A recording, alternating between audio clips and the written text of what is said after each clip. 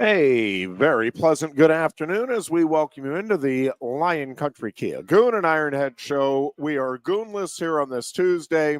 There was something else I needed to talk to you about off the air, but I won't be here Thursday. We got to figure out what we're doing because Goon's not here. We're good. I'll get a co-host. Okay. Yes. You sure? Absolutely. Yeah. Thursday before the Birds play in the Super Bowl, I got you. I got you, Ironhead. That sounds good. Look at Alan Weiser rolling in here in his Philadelphia Eagles hat, Look supporting at Penn State running back Saquon Barkley. How could you not? Yeah. Bring in give America you an together. idea of the reach of Saquon Barkley. So my kiddo is a Miami Dolphins fan. He goes back and forth on the Steelers. Choice. Yeah, and I'm not exactly. He loves Tua, okay. and Sure. so that is a big part of it. Yeah. But he goes back and forth depending on how much he wants to get under my skin as to where the Steelers are, whether they're the worst team or his second favorite.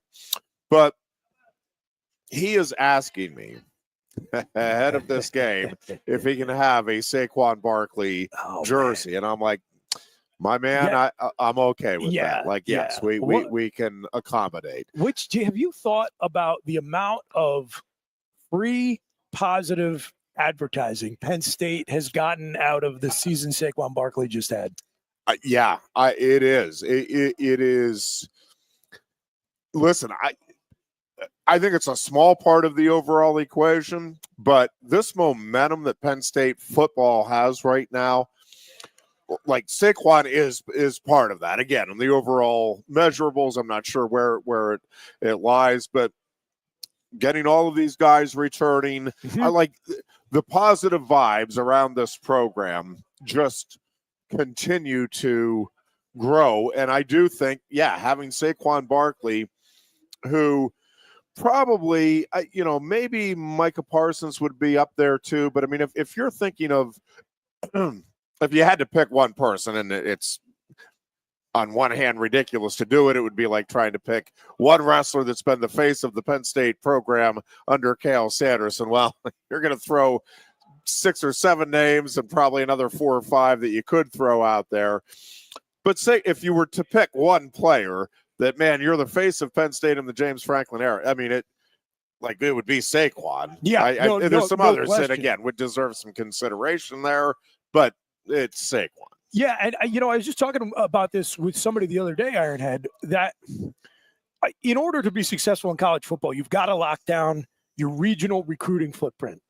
And Pennsylvania, while it is not the hotbed of high school football talent that it maybe was in prior decades, there's still a lot here. There are still blue chip programs that come into the Commonwealth every year and recruit against Penn State because Pennsylvania does have some of the best players in the country every year.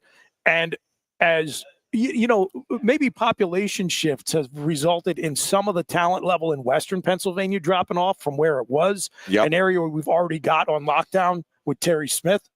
And that has shifted into Philadelphia, which is a place where, Penn State has really had to put in the work since James Franklin got here to get better and better at recruiting.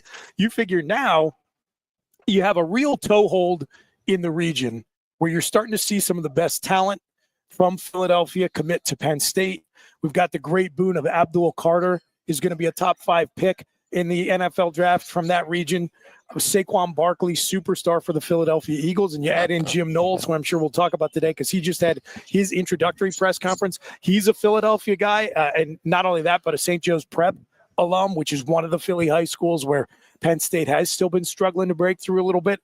I feel like the program is probably in its best position since James got here, really, in terms of relationships in the two most important cities in the state and everything that trickles down from it. And I do think the Barkley effect and what he has done in terms of putting the Penn State brand in front of the best players in high school football in the Philly and Philly region is big because, as I'm sure you know, college football is just not really covered or talked about in Philadelphia. It's a pro sports city. Nobody ever really thinks about Temple football. It's a basketball town. All the great basketball schools, they're not really visible from a football perspective.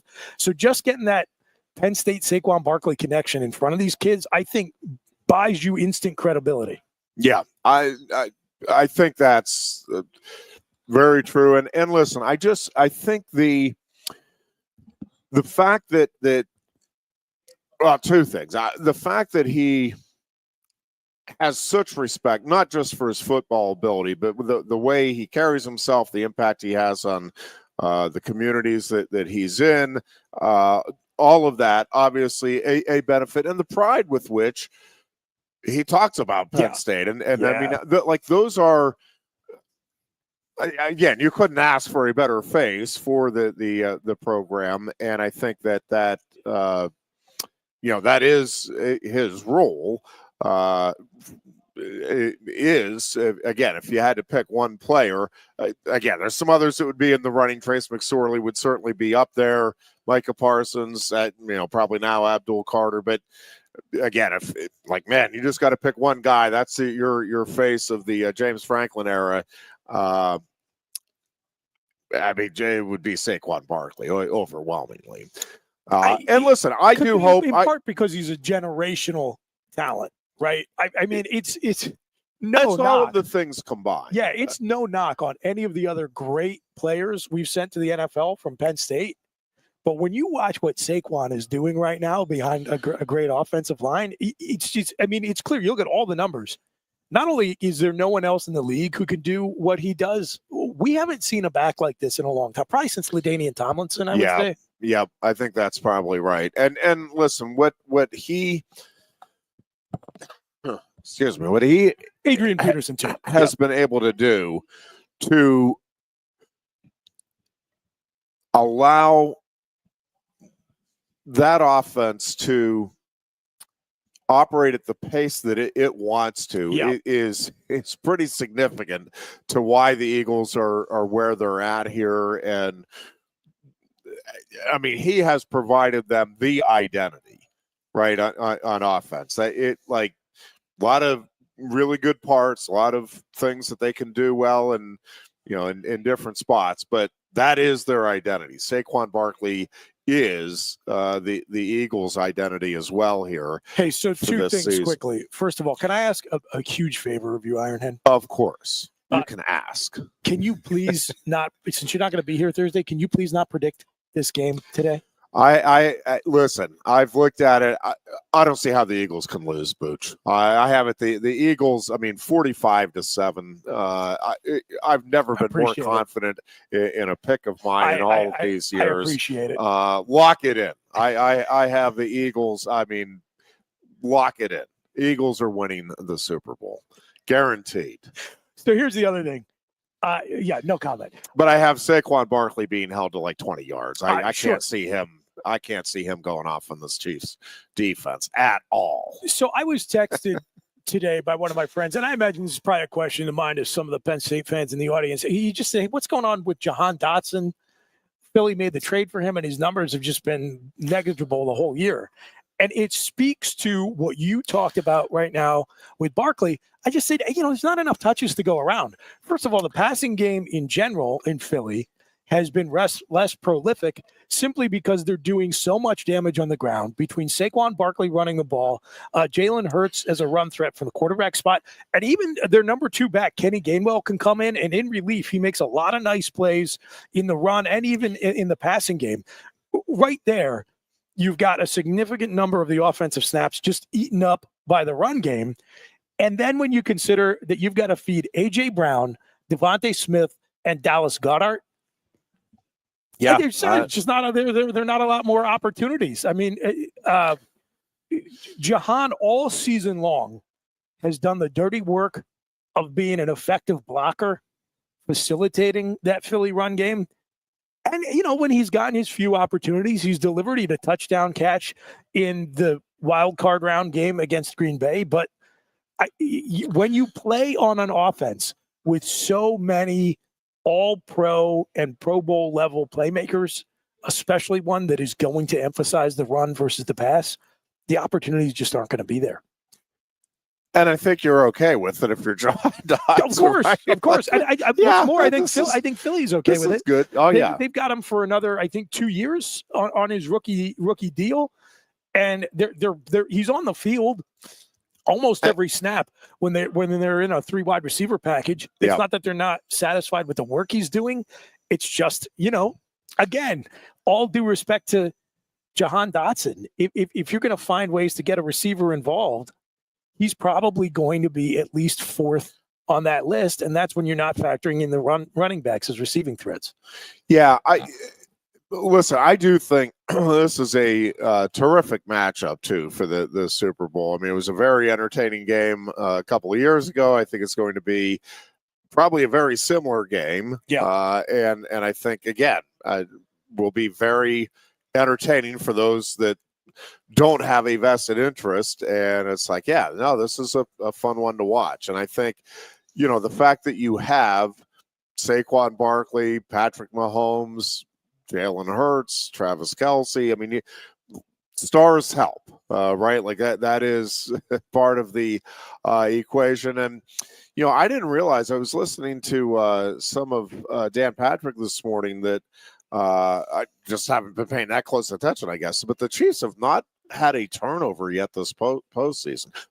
Meaning they haven't forced a turnover. Their defense has not caused a fumble or intercepted a pass to this point in the postseason, which is a fairly remarkable stat. This whole Chiefs season thus far has been watching someone sprint across a high wire with no net. I mean, I don't know how many of their games you've had a chance to watch. I at least catch parts of them if I'm watching Red Zone. The number of close escapes they have had, it's just unbelievable. It defies reason. It does. And listen, part of it, again, I'm not on the conspiracy bandwagon, but it is just, we talk about it all the time. To be a championship team, you do have to get some breaks somewhere along the way. It just happens, whether it's from the health standpoint, get one every week, whether it's a couple of calls. But yes, it is. I mean, it really is. It's like, well, this is going to be inches one way or the other on the first down. Well, we're going to move this ball back over here. Nope, no first down for the other team. Like, it is amazing that seemingly every close call has gone their way. And again, I don't think I really don't. I'm not buying that the league is doing everything it can to get Kansas City and Mahomes in there. It just, at some point, you do think, I think, that stuff, man, you just got to get some calls that don't go your way. And I really do. I feel like it's going to happen here in the Super Bowl, where there's going to be a play or two. It's like, man, that could have gone either way. And for once, I think it's just not going to go Kansas City's way. Well, it's not even the calls, too. Although I agree, I think it got in the divisional round. I think it got to the point where it was so off the charts that was embarrassing for the league. I think they understand that was a problem for them. Yes, I do think the protecting Patrick Mahomes is like, and quarterbacks in general. Sure. Let me correct that. Star quarterbacks in general, because man, I'm telling you, some of the stuff you see flagged with Patrick Mahomes, and then some of the stuff that you see in other games. It's ridiculous. Like, well, it's ridiculous. How in the world are you not calling this, but you're calling that when Mahomes gets, touched? Yeah.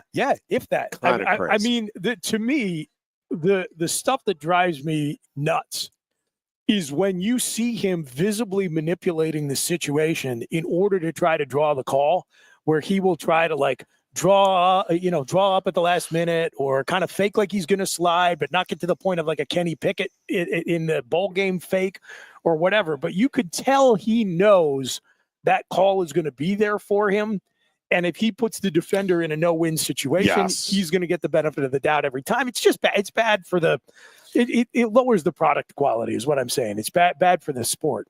But the other thing is, even if you take all of those sweetheart calls out of the equation, just the number of lucky breaks And to be fair, they've made some of their own luck.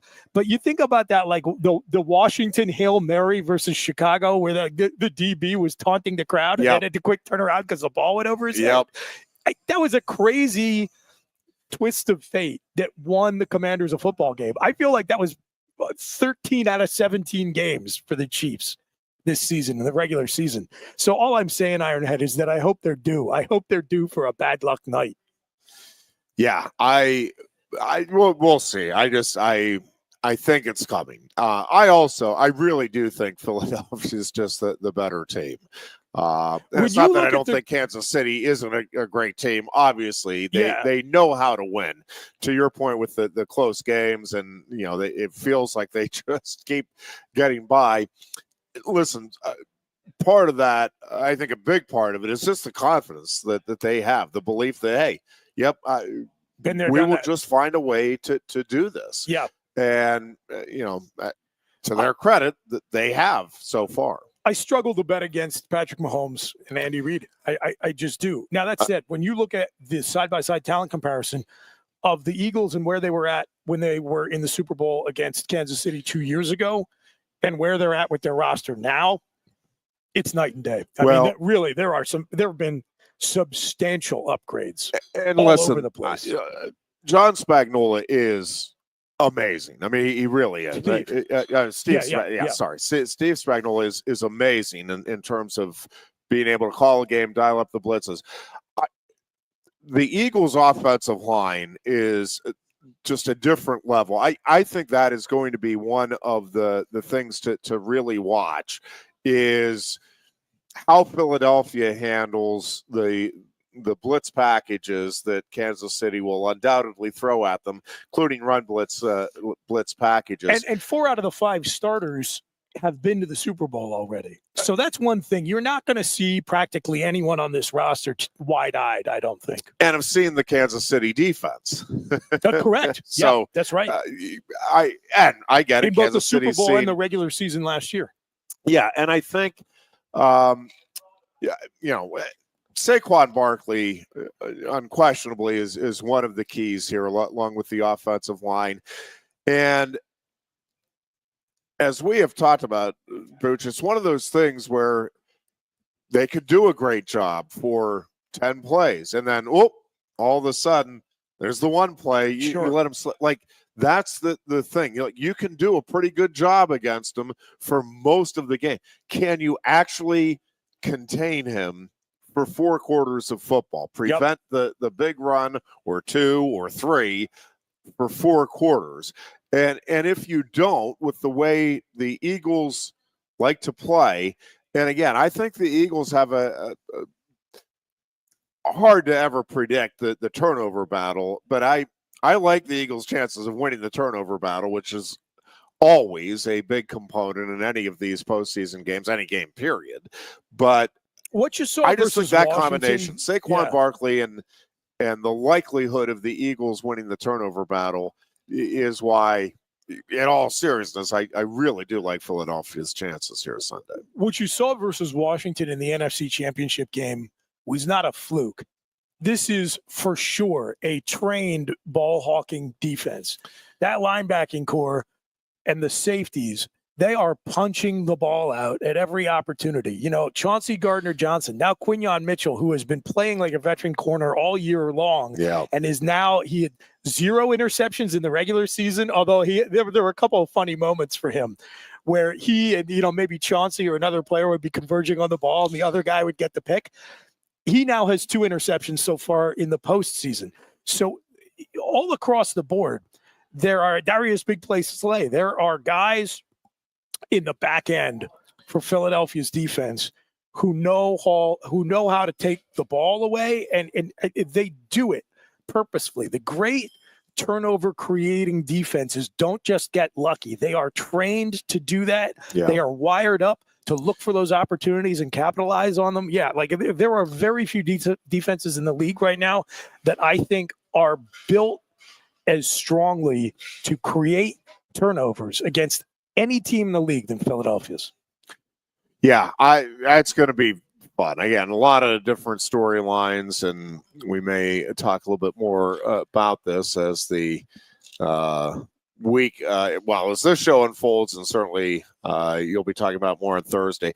Real quickly, just a couple of things. So I have just a routine doctor's appointment, but I scheduled it before we made our shift to the 2 to 4. We had been doing 3 to 5, so I had scheduled it for 1 o'clock. So I debated whether let's just postpone it. But then Doug McDonald, who is one of the legendary sports writers in our area, was a longtime writer and then editor for the Center Daily Times, passed away. Doug and I got to be pretty good friends just through the Penn State Wrestling connection primarily, although covered a bunch of high school sports with him over the years as well. But his visitation is actually 2 to 4 on Thursday as well. And so Doug, for those that don't know, if you weren't around when Doug was on the beat here, it was at a time when I came along was the 80s, although I had read his stuff, going back to when I was a young kid.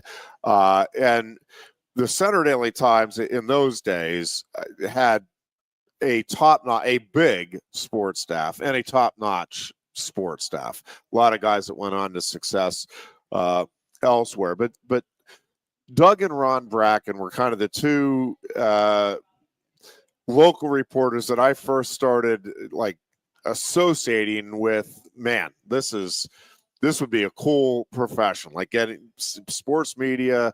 That seems like it would be fun, and Ron's columns and the T. West Berlick stuff and all of that was phenomenal. Doug was one of the best reporters I've been around in listening to what coaches or athletes were telling him, and then asking really smart follow-up questions, because he wasn't going in with the preconceived, all right, these are the 3 questions I need to ask, and as soon as they answer, boom, I'm on to the next question. He would sit there and listen and say, well, why did you think that in the fourth quarter? Why did you decide that was the time to make that coaching change? He just was really, really good at picking up on what people were saying, and was just about the kindest, most gentle human being I've ever been around. Very soft-spoken, but really good at getting to the point. He would call you out if you were feeding a line of BS too, but he was just really special, and will be greatly missed. He did,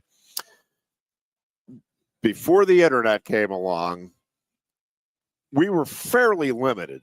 And it's hard to kind of put yourself in that mindset. I was thinking about this, but before the internet, it's like we didn't know what the score was in the Iowa State meet. I mean, you could maybe dig through it. Well, Doug would provide it, but Doug would reach out, find out the scores, and then do compilations, give you some historical context on, hey, this is what's happening across college wrestling, and this is historically what this means. This is where Penn State, maybe, if you look at it, is fitting in, big picture stuff. He did a ton of legwork and was nationally recognized for his ability to cover nationally what was happening while doing so for the benefit of the local readers and the folks covering the Penn State program. It's like, yeah, man, Penn State, this was a great win. But, do you think Penn State could match up with an Oklahoma State or an Oklahoma? Because this is what they were doing this week, and this is the caliber of wins that they have. And again, just did a great job of providing results, which wasn't always easy to get in those days, and then providing context for, all right, this is what these results mean. This is what, maybe others are saying, at least from the comparative standpoint. Again, now you can go online, you can look at all 20 polls, you can get the results. Yeah, you're making me appreciate how lazy we are now. Yeah, it is. He did all of that before it was readily available, and loved it. I mean, it was. He had a passion for sports in general, wrestling specifically, and again, I just was. It was great to be around him and to watch him at his craft, and then to read and see the results of it. So Doug McDonald passed away at the age of 91 and will be sorely missed, but leaves quite a legacy, yes, of local sports coverage behind. So I'll tell you what, let's take a break here. A couple of things we'll get into when we come back. We'll talk some Penn State basketball. Penn State will be back in action tonight against Minnesota. You had me on such a high talking about the Eagles in the Super Bowl. Okay. All right. Understood. We gotta. Well, we'll it's a roller coaster. I like it. We'll also talk some Penn State wrestling when we come back. I'll tell you what else we're going to do before you have to break. Is I'm about to try the new orange sauce here at Quaker Steak and Lube, so I will have my review of it. I love it. I am very, very curious to get that review of said orange sauce. So stay tuned. We will have lots more on a Tuesday afternoon. It is the Lion Country Kia Goon and Ironhead show here on Sports Radio 98.7. Coast into fall with a new Kia from Lion Country Kia. Right now, get a 24 Kia Seltos for 5.25% APR for up to 48 months. A new Sportage plug-in hybrid at 0.9% APR. Check out our 23 Sorrento hybrid for as low as 4.5% APR. And don't forget, all 2023 and 2024 Kias come with a 10-year, 100,000-mile limited warranty. Stop in and meet with one of our sales experts today and coast into fall at Lion Country Kia. We want to see ya in a Kia. If you love wings, if you love rings, and all kinds of other tempting things, great times, great food, get to Quaker Steak and Lube. Get our Best Wings USA, signature sauces, mouth-watering appetizers, or any of our delicious award-winning lube favorites. Great times, great food, get to Quaker Steak and Lube. I'm the Modelo Recruiter, and I'm looking for fans with good hands and great speed. The ones who stay focused and never miss a play. They go the distance on game day, even when their team is away. I'm always watching, always looking to reward more full-time fans. Because football isn't really football without you. A lot has changed about State College. One thing that hasn't is W.C. Clark's Coffee Roasters on 234 East Calder Way.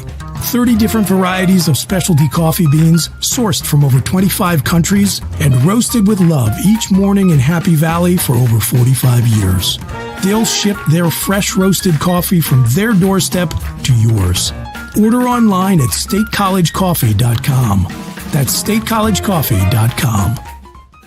Two of the top names in local printing have combined to serve you better. King Printing of State College has merged with theprinters.com, forming one of the 400 largest printers in America. Combining traditional offset printing and digital workflow techniques, theprinters.com can print, assemble, package, and ship to anywhere in the world, all with the same high quality customers have known and trusted for over 50 years. Buy local and save. Get started today at theprinters.com. Lusk & Associates, Sotheby's International Realty proudly presents the introduction of our new State College office at 314 South Borough Street in State College. At Sotheby's International Realty, we advertise locally, nationally, and internationally, bringing the best of advertising and promotion to each and every one of our properties, big or small. Call now. With a Timber Kids savings account, you can start to save money, earn prizes, and teach your kids the value of savings. It's easy as 1, 2, 3. Building futures is what we do. at TFCU. You really need to belong to a credit union. You belong at TFCU. Timberland Federal Credit Union. A credit union you can grow with. Get up and get going with the Happy Valleys 98.7 The Fox. The Goon and Ironhead. And we are back here on a Tuesday afternoon. It is Super Bowl week. And one of the fun things, I was listening to Dan Patrick this morning talking about some of the prop bets, and it is amazing what all you can bet on these days, and how obviously easily accessible and acceptable betting is these days compared to, when have you noticed it's now finally happened that the lines are on the ticker on ESPN? Yes. Yeah, it is things I never thought I'd see in my lifetime, and there's a long list of them. Yeah, but that is up there for me. I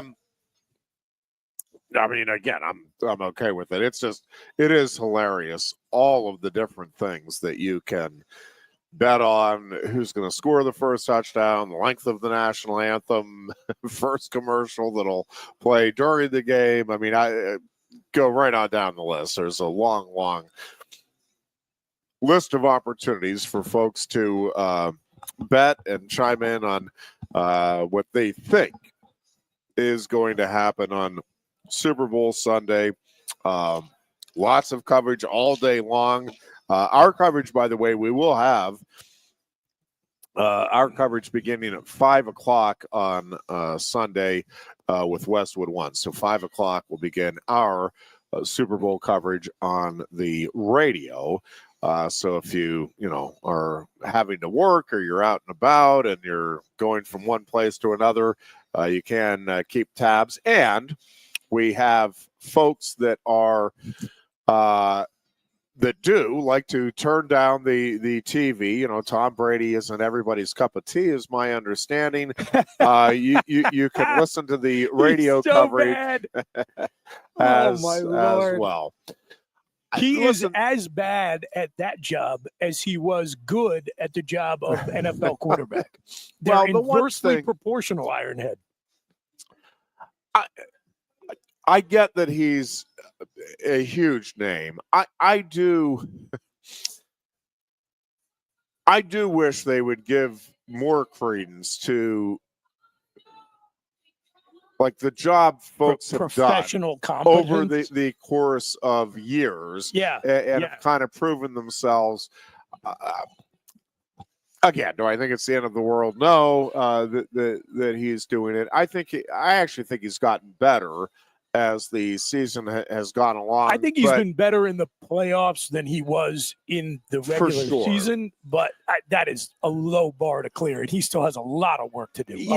But a guy like Greg Olson, or much better. I don't know. I wish they would just go with a more proven commodity in the broadcast booth. Again, if you want to bring Tom on as part of the pregame or halftime, post-game festivities and discussion, that to me makes a lot more sense. Or do it like they used to do, which is make these guys let them make their mistakes on the 1 o'clock Jaguars Cardinals game, and then they work their way up. I can't remember whether it was with Goon or I was with you that I told this story, but my co-host on Obligatory, Brandon Noble, and I were talking about this. Now, Noble does NFL games on the radio. And when he played in the league, he got in by way of playing in NFL Europe, because back then, late 90s, early 2000s, NFL Europe was a developmental league for the NFL. So if you had guys who you thought had a lot of promise and you felt would get benefit from actual playing reps versus keeping them on your practice squad, you could allocate a set number of players to NFL Europe. So Brandon was in the Dallas Cowboys organization, but his first year with the Cowboys, they sent him to play for the Barcelona Dragons. So he said, Troy Aikman, who at that time was one of the biggest quarterbacks in the league, 3 Super Bowl rings, superstar. He was my teammate in camp, and then when I made the roster the next year, this is my teammate, one of the biggest quarterbacks in the sport. When I was playing for the Dragons in the summer in NFL Europe, Troy Aikman was commentating my games because the way the NFL used to do it was if you thought you had a future in broadcasting, you could sign up for an NFL developmental program. Is that right? And they basically sent you to the minors. They were like, okay, like you are going to learn how to do this job. And we don't care if you're the 53rd guy on the roster or you're the all-pro quarterback. You're doing Barcelona Dragons games to, to break yourself in and learn the sport. Interesting. And over the years, that attitude of we're going to develop you as a broadcaster and let you work your way up, that's gone. That program's defunct. And now you see disasters like when they put Jason Witten in the Monday Night Football booth straight out of the locker room, and he was terrible. I mean, to me, it's crazy to think that these guys ought to be able to go from being professional athletes, just focusing on that one thing for their entire lives, and then boom, they're ready for the biggest stage in sports media. It's just nuts. It's a crazy attitude, and it detracts from the product quality. Again, especially when you have somebody like Olsen, who, not to say that he was a bad player. He didn't have the star power of Tom Brady or anything close to it, but that dude's really gifted in terms of what you need to do as a broadcaster, and has clearly busted his butt to get better at it. Yep. And he gets bumped for Brady, who's awful, just so bad, virtually unlistenable. It's so bad. It's to the point, Ironhead, you and I have both, sorry, you touched a nerve with me. No, all good. You and I have, and I probably get it worse because I'm watching way more NFC games than you are. Yes. Yeah, I don't watch a ton. We've both, so I haven't heard Brady a ton. We have both worked with student broadcasters at Penn State, which is a lot of fun and super rewarding. And college media, I always say, is where you come to make your mistakes. No doubt. I have heard Tom Brady, on national television, making I don't even know, what does he make, like $30 million a year or something? Yep. He sounds as bad or worse. I'm not exaggerating. I am not exaggerating. He has sounded worse than kids I've heard doing their very first live broadcast at Penn State. Like, well, I mean, he did his very first live broadcast. That's the thing. I agree with you. I didn't know about the program that they had set up where you could get that experience. That I don't know why they should have kept that. Well, then now they don't have a partner league anymore, so they could, maybe link up with the UFL or with a European league or whatever.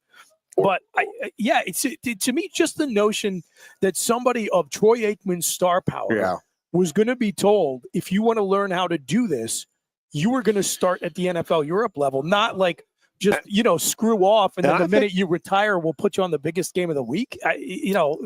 Obviously, I know some people don't care for Aikman. I think he's fine. I like him. I think he does a real good job. I think he does a pretty good job. He clearly doesn't detract from the broadcast. But it took him a while to get up to be the number one broadcast guy. Yeah. That's yes, to a large degree, it's not Tom Brady's fault. It takes some time to figure out. All right, this is how the timing works versus the play-by-play guy, and how to be succinct with your points. Like, you can know the game, which Tom Brady obviously does. Can you succinctly explain what is happening that the average fan might not pick up on, and be able to follow a couple of storylines? You got to be entertaining. You got to add value. You've got to understand, like you said, how to fit information into narrow windows of time. Who, by the way, I always pause to just give credit to Steve Jones on this. I have never heard Ironhead. I really mean this at national level or anywhere else. I've never heard a broadcaster who I think is as consistently talented at packing a ton of information into narrow windows as Steve. Like, if you were listening to him on the radio, you get such a vivid picture of what's going on the air because he's just rapid fire with it, which amazes me, not just as somebody who has worked in broadcasting, but as somebody who has confronted the very the very present reality of cognitive decline that comes with middle age. So kudos to you, right Steve, there with for you. keeping those Yes. chops all these years, man. No, and if you listen to both his football broadcast with Jack Ham and the basketball broadcast with Dick Girardi, his ability to set them up and then to let them make their point and know exactly when, all right, time to jump back in. And, same thing with Joe Putnam with the spikes. Yeah, Like that is a skill. Establishing that is a real skill. rapport is a huge part of broadcasting because people want to be made to feel comfortable by the broadcast crews they're listening to. They don't want to get this, this sandpaper across their skin feeling when they're listening, which is why, like, if you have a booth with two guys who don't like each other, it's bad. It's bad because the audience picks up on it and it takes them out of the experience. And that's another place where Brady, to me, has been extremely deficient, again, because he's learning a new skill set. But he has no sense of how to establish rapport with his on-air partner. So it's just hard to listen to. Yeah. All the more reason why you should turn off the television volume and turn up 98.7 The Fox this Sunday during the Super Bowl. That is exactly right. Yep. So get that done on Sunday would be our strong advice. All right. Booch, Penn State basketball, and then we'll get to Penn State wrestling. But the Nittany Lions. You got to eat your broccoli before you can have dessert. Exactly. Okay. A few weeks ago, like right? broccoli, It was almost a given. I do too. I love broccoli. I have broccoli right over here, courtesy of Quaker Steak and Lube. 3 weeks ago, I would have said it is a virtual certainty that Penn State is going to be an NCAA tournament team. Where they fit, but I'm telling you, the idea that they would lose, what is it? I think now 7 of 8, right? 7 of their last 8. Yeah, I think that's right. And 3 in a row again here is, and listen, Ace Baldwin is the straw that stirs the drink, and is obviously fighting through injury. Now, fighting through it pretty darn well. I mean, again, if you miss the news, injury or not, he is one of the top 50 players in college basketball, according to the writers, and is on the short list to win the Player of the Year honors, and is is one of the best 10 point guards, according to the award givers, at the very least. So I guess that's part of what makes this even more frustrating if you're a Penn State fan, is you have an elite talent. I think you probably have as much athleticism across the board as Penn State basketball has ever had. To what degree the Baldwin injury and his back problems are.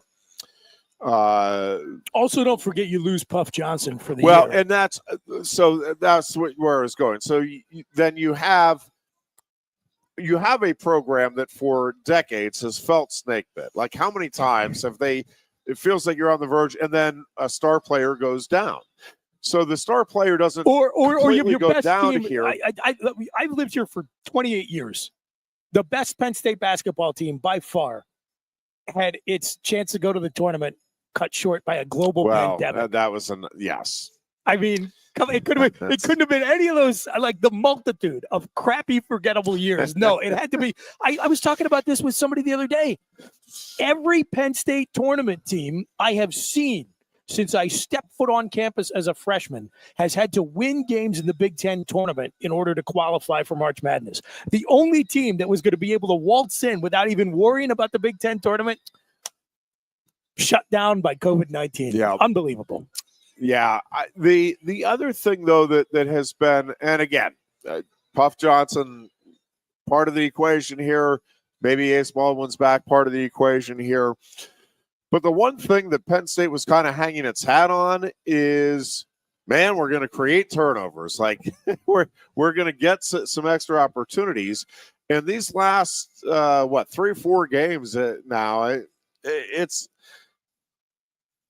the Michigan game was almost inexplicable in that regard because you had the worst team in the Big Ten at turning the ball over against a team that early in the season was the best, one of the best in the country, and Penn State could not get out of its own way in that game in that regard. I forget what the exact numbers were, but I mean, it was a lot of turnovers for Penn State and not that many for Michigan. And it's like, what is going on? Well, and here? you can't. I mean, in today's game, you can rarely afford to have a bad night from behind the arc. And Penn State's had a few of them here over the course of this losing streak.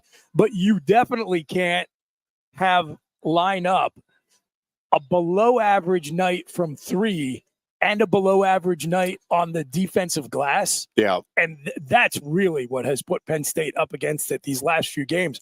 They're not hitting these threes and they're turning into opportunities the other way. And, you know, like a lot of it, you're not using a whole lot of the shot clock. It's just, you know, it's not one factor. It's snowballed on them. Well, and I'll tell you, it has been a while since there was as disheartening or more disheartening loss than that Ohio State game at Rec Hall. Just because, although the Oregon one was pretty bad. But the thing with that Rec Hall, like that crowd was ready to be there to be the difference maker. Sure. Like the atmosphere there. And full disclosure, I wasn't at Rec Hall. I'm watching this on TV, but it's coming through the TV, much the way I've been told. I obviously was at the Jordan Center for the Penn State Iowa duel, but like the crowds were very similar in that, man, we are ready, raring to go. Give us the opportunity to be the difference maker here. And they knew, the crowd knew, man, this is a big game. Like, we need this game to get back in, and they're not in it. Like, there's not an opportunity to be a difference maker because you're not competitive. It was such a disheartening loss against a very beatable team in a venue that should have been a huge home court advantage for you, and it felt like it was coming off last year. They had a much better, a tougher performance against a much better team when they upset Illinois. Yep. And they were down.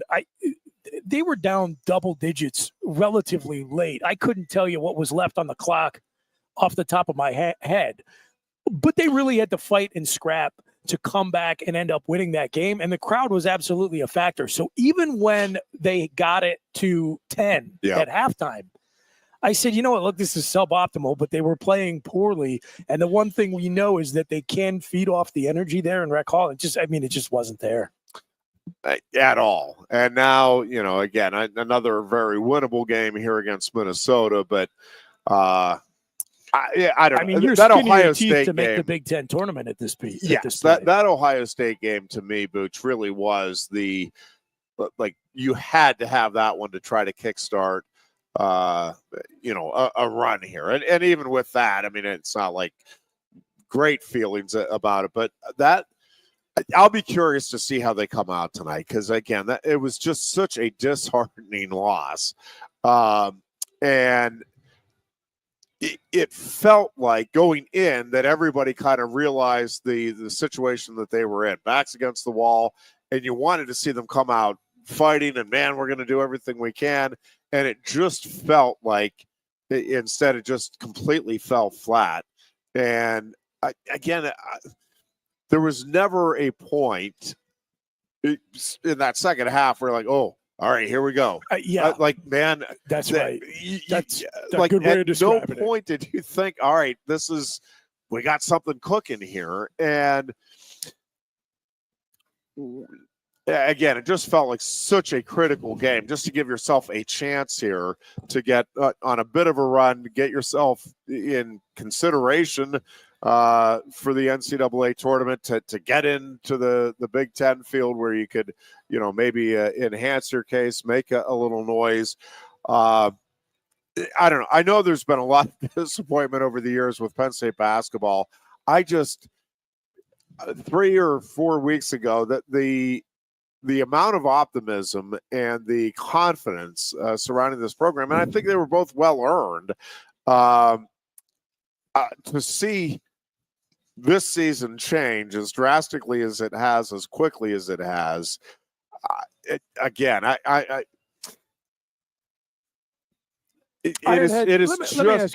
is just tough because it felt like that momentum I'm talking about with Penn State football. It felt like it was there. Yes. And by the way, I mean, that's what I was going to ask you. We just talked about how everything's coming up Millhouse for Penn State football. Yeah. Do you believe there's like some set of karmic scales that need to be kept in balance here? I have really started to wonder. I just started to wonder. Yeah, I don't know. And it's it's interesting because Indiana football goes to the playoffs, and look what's happening to poor Indiana basketball. Yeah, well, and they got to fire Kurt Cignetti immediately. The other end of the spectrum, kind of the opposite way the seasons are going. Penn State hockey. Yes. Now it's a very young team, so the growing pains were not completely unexpected. Maybe not the degree to which they had to go through them in the first semester. But, Saturday's game notwithstanding, with the third period. When you consider their history at Yost and to get that split when they absolutely needed it, that was big. And Friday's game was, that was a special win. So for folks who are listening, I understand this is super confusing to people. It's confusing to me, by the way. I'm not going to know his name off the top of my head, but shout out to the reporter who's covering this for the Daily Collegian this year. He's doing a really good job keeping everybody updated on the scenarios. So for hockey. Yes, for hockey, for men's ice hockey. A lot of the other sports, the national polls are voted on by whatever, coaches, writers, or whatever. Hockey uses this system called pairwise, which is completely computer-based, which gives you the advantage of being able to project and know where a team is going to be ranked based on how they perform. And so in order to be able to be in the conversation for the postseason tournament, Penn State needs to have a series of circumstances that gets them up to number 15 in the pairwise rankings. And so one of the ingredients that Penn State needs is that they have to sweep Notre Dame, and they have to split all of their road series. So the first split they needed was at Michigan, and that one was the one that looked especially challenging because I think since the program has started competing in the Big Ten, I believe they only have 5 total wins at Michigan ever. Yeah. And I'm not sure whether that includes Friday night or not, but so that was a big hurdle for them to get over. And again, it was a dramatic, if you didn't follow it or haven't been watching, they got a power play goal late in the third to pull out the 5-4 win. And again, they were right there through 2 periods. It was a terrific game. And then Michigan, again, whether you want to ascribe it to a Penn State collapse or Michigan just caught fire in the third period, a 4-goal third, and the Wolverines win it Saturday by 4. But Penn State, that was their first loss in 9 games, which, again, after the start they had in the first semester is really impressive. And again, I think it speaks to a couple of things. One is it does take a little while, no matter how good you are, to adjust to college sports. And even some of the wrestlers that we've had that have been, they came in right away. They didn't really. Like the first month or 2 in practice, I'm just telling you, nobody has come in here. David Taylor, Jason Nolf, Bo Nickel, Aaron Brooks, none of them have come in here, and we're just kicking butt in that wrestling room from day one. Like it doesn't work that way. Now, some more quickly than others figure it out and make the adjustments, and they're right there. But so this hockey team, again, young team, knew they were going to take some lumps, but man, it was a brutal first semester. And it's like, well, hopefully they can get some things going. Well, they've more than been able to get some things going. Like they have kind of caught fire here in this second semester. And again, we'll say it's been a fun ride so far, and they've set themselves up. As you said, the idea back in early January that this team would have any that you'd be having the shot conversation. Yeah, at sure. the NCAA tournament Yep. as we rolled into February. I mean, I think most of us would have said you're delusional. You're flat out delusional. But here we are again. A lot of work to be done still, for sure. But the fact that we're even talking about it speaks volumes as to what this team has been able to accomplish and the way they have turned things around. And while we're at it, just a quick shout out to the women's hockey team, which remains undefeated in AHA play. Yes, sir. And I'm not so sure that this isn't Big a sweep national over title. the weekend. How about it? Contending team now. By the way, in women's hockey. Yeah. I always like to give credit. Josh Bartosik is the reporter for the Daily Collegian who is doing yeoman's work updating Good everyone stuff on the complicated playoff scenarios for men's ice hockey. I mean, on one hand, it's very Byzantine, right? It's not easy to understand the way if you were like trying to figure out what's going on with the football playoffs. On the other hand, I do kind of appreciate that since it's all just based on computer formulas, you can look at the rest of the season and just say, okay, if this happens, this is what's going to happen. Not like, well, this needs to happen, and then we have to hope that this mystical committee. Hopefully we impress the committee enough with that. They're going to decide that like Notre Dame losing a game in week 2, it was, not impressive enough. They're going to move them ahead of someone else. So I kind of like it. I do kind of like it. Real quick before we head into break, and then we'll kick around Penn State Wrestling on the other side of our top of the hour break. We talked very minimally about the NBA here. I think it's maybe come up 2 or 3 times very peripherally here. Any thoughts on the trade? It is one of those things that, like, and again, I follow the NBA pretty much not at all. Like I'm aware of some things that are happening here and there. Again, it comes across my feed. It's like, oh, okay, note that. I can't even. I mean, it has been many years since I sat down and watched from start to finish an NBA game. I mean, I might catch a couple minutes here or there. So I'm interested to see this for a few minutes. I mean, even the playoffs, for me, it just has not held my attention for a very long time. That being said, this Doncic trade going to the Lakers for Anthony Davis is one of those that kind of shakes the sports landscape. Crazy. I mean, like a storyline like this would be rejected from a professional wrestling script for being too ridiculous. Yeah. I mean, I think it's a terrible look for the league. Really, that league has been headed south for quite a while. Yeah. And this is, to me, accelerating the decline. It's embarrassing. Adam Silver, the commissioner, should be embarrassed that this happened. So I'll say 2 things about it. Yeah. So there was a thread going around this week on Twitter suggesting that the ownership of the Mavericks, because Mark Cuban's no longer the majority owner. He sold off the majority ownership stake in the team. He's still an owner. He's not the majority owner. Yeah. The suggestion was that the now majority ownerships was basically pulling a Rachel Phelps from Major League, which was trying to make the team bad because they want to, they have financial interest in gambling, and they want to build a new Mavericks arena in Dallas, built around a major casino. And the Texas state legislature is just not budging on legalizing casino gambling in the state. So basically they want a bad Mavericks team that they can then leverage a threat to move to a market like Vegas as a way to, build political leverage against the Texas state legislature. So that's, not an unbelievable scenario. That to me is like a far more realistic explanation than we thought Luka Doncic at 25 was a great deal for broken down Anthony Davis and a first round pick. By the way, to a team who's one of our arch rivals in our conference, and we didn't even shop them around anywhere else.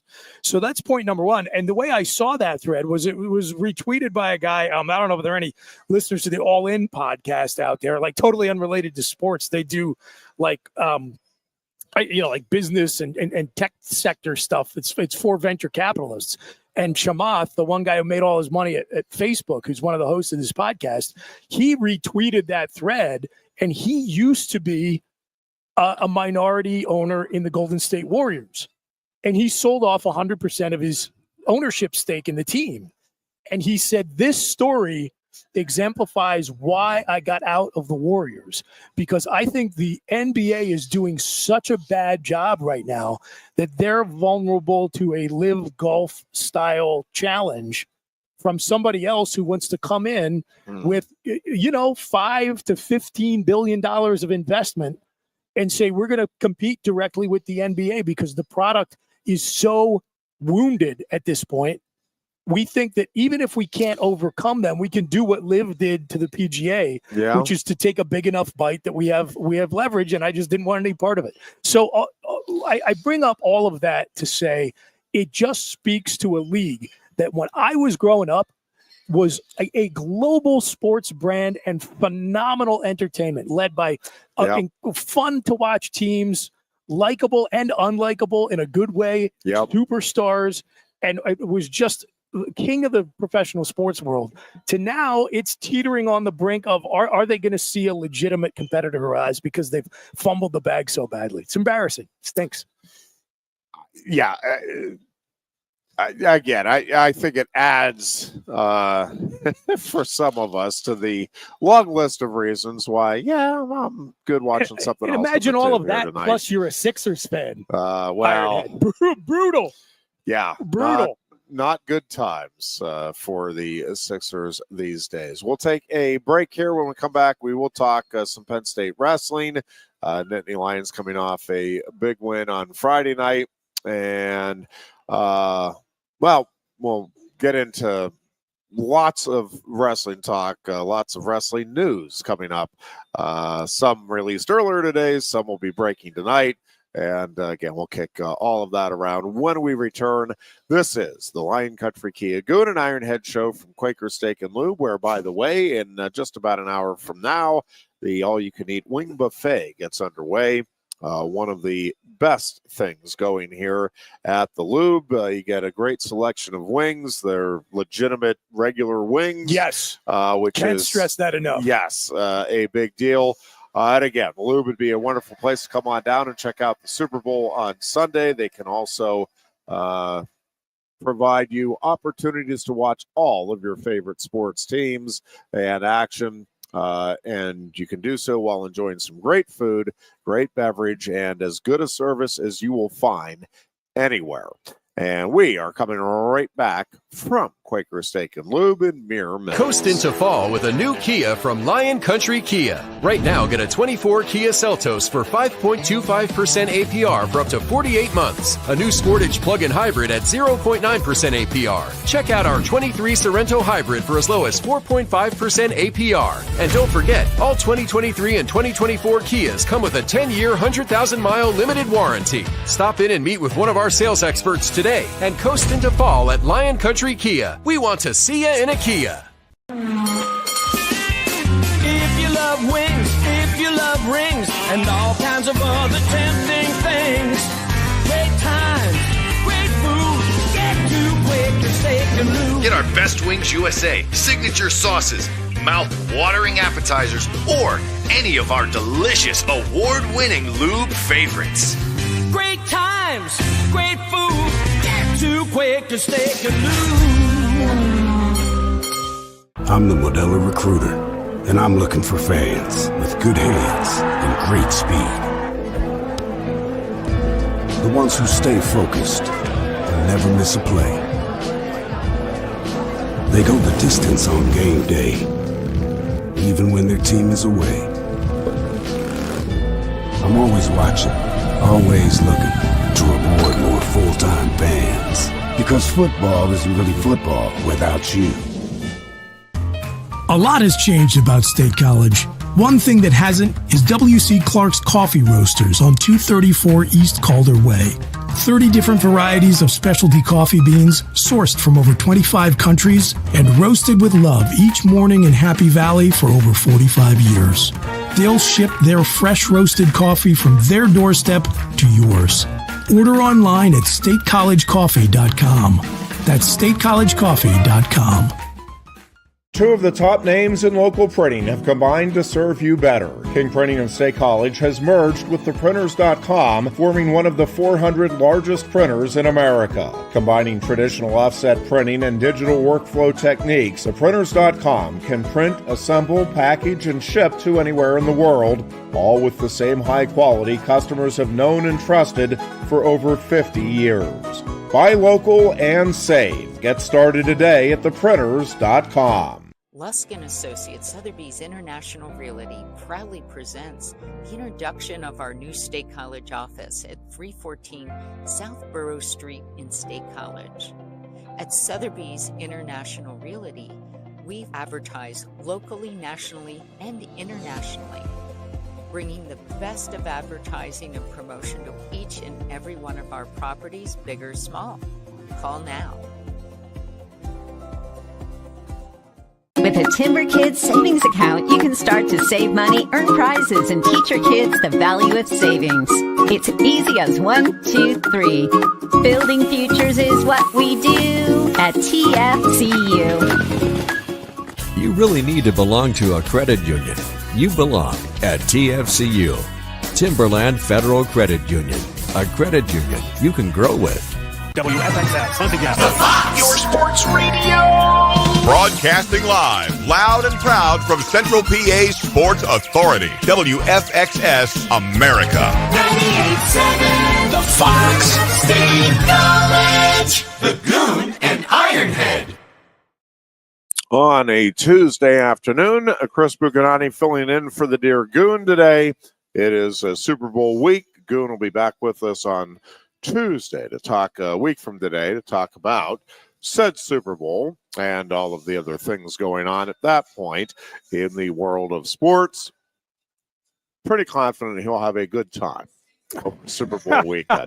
Just a hunch. I hope he has a great time, especially around 10:30, 11 o'clock on Sunday night. Yes, indeed.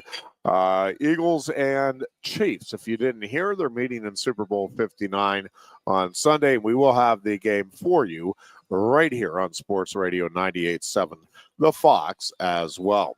Penn State Wrestling gets a big 30-8 win over Iowa at the Jordan Center on Friday night. Just a fantastic crowd. That is one of the best atmospheres I can ever remember for college wrestling. And kudos to the folks at the Jordan Center. They have done a great job from day one of making that an experience for fans and wrestlers alike.